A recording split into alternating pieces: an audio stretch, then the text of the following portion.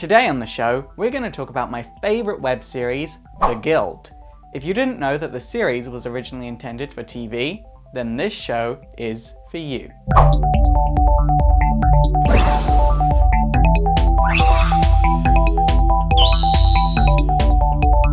The Guild, a multi-award-winning web series. It's been named the web's best serial show, and it has over 70 million upload views on YouTube. But where did it all begin? Well, the internet's awesome big sister, Felicia Day, was a working actress and was between roles. And as an actor myself, I can tell you that that is a very scary place to be. Felicia played a lot of World of Warcraft. She even goes as far as saying that she was addicted. To give you an example, apparently one time she was hosting a party and she snuck away from her own party to play World of Warcraft. After playing World of Warcraft for 2 years and being a relatively successful actress, Felicia decided it was time to put her gaming experience to good use. Felicia wrote a pilot script to a sitcom TV series, and then series producer Kim Evie, I'm probably butchering that last name, read the script and suggested making it into a web series instead. As far as casting for the series went, Felicia actually wrote the characters of Vork and Zabu for Sandeep and Jeff Lewis respectively, but the rest of the characters were auditioned off. A side note about auditioning and why it's awesome to work with new people, Clara's alcoholism was actually a suggestion made by the actress who plays her. Another side note is that Tinker Baller was originally scripted to always be playing some kind of game console, and this was only written out when Microsoft came on the scene with the series, and obviously Microsoft couldn't condone another company's console in their own series. The first season was filmed on a next to nothing budget, and the camera that they actually used to film the series was actually just a camera that Sandeep happened to own, and it only filmed in standard definition. The series actually ran out of money after only 3 episodes, but thanks to a bunch of PayPal donations, they were able to complete season 1. What I find interesting here is that these days, if you ran out of money while making a web series, you would do a Kickstarter or an Indiegogo. So it's interesting to me that PayPal used to be where people turned to.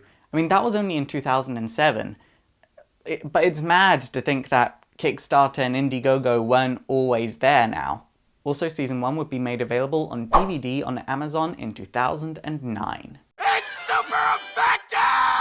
Season 2 would begin filming in August of 2008 and would premiere in November of 2008, but it wouldn't premiere on YouTube this time. In fact, it would premiere on Xbox Live, Microsoft Zune, and MSN Video. So it turns out that Microsoft had managed to get exclusive distribution rights with The Guild, which was a very good thing because it made the series quality just jump up.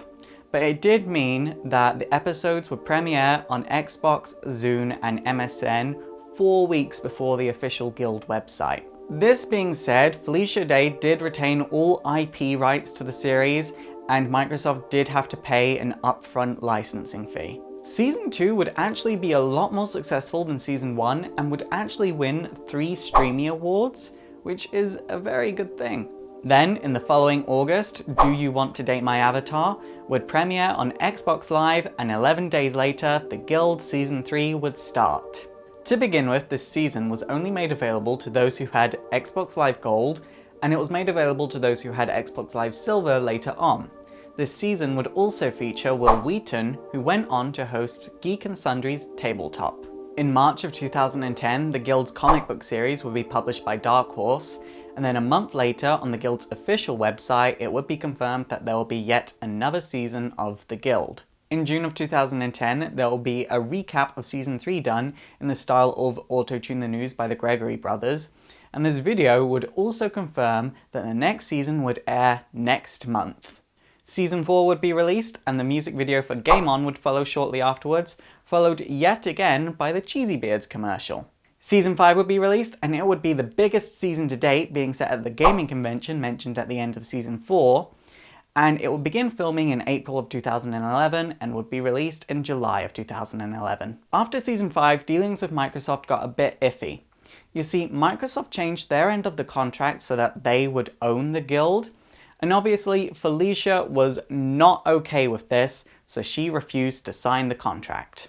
This resulted in the guild not having to go through the Xbox, Zune, or Bing platforms anymore, but it did leave a huge gap in funding, which is where the wonder that is YouTube comes in. It's super effective! You see, while all this was going on, Felicia was actually creating a production studio called Geek and Sundry, and YouTube actually gave Geek and Sundry an advance payment, and it's this payment that made the Guild Season 6 possible. Season 6 would be announced at Comic-Con 2012, would be filmed over the summer, and would premiere in the October of 2012 on the Geek and Sundry network. And what I find really interesting here is that the series started on YouTube, and it finished on YouTube. Okay, that was that weird thing with Microsoft in the middle, but it's always really nice when things finish where they start. Okay, the series that we all know and love might not have been possible if it wasn't for Microsoft, but it's really nice that the series finished in the hands of its creator and not in some millionaire company that just doesn't give a crap. It's super effective! Okay guys, that is it for today. If you think I missed anything important about the guild, please let me know in the comments down below, and also don't forget to thumbs up and subscribe. My name is Faust, this has been Exploring Media, and it is super effective.